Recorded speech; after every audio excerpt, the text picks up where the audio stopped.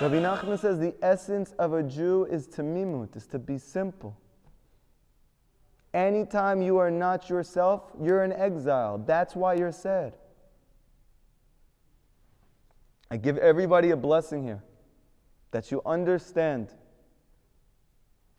that everything you're looking for is inside of you. Because the world will convince you to look as far and wide as possible to find yourself. Why? Because they're sophisticated. You think Hashem would make it that your Yeshua is in Guatemala?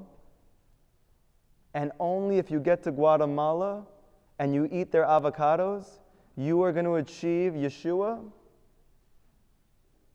Your Yeshua is in Amsterdam. And if I could just get that bud over there, oh my gosh, then I'll be really connected to myself. At the Bulldog Hotel.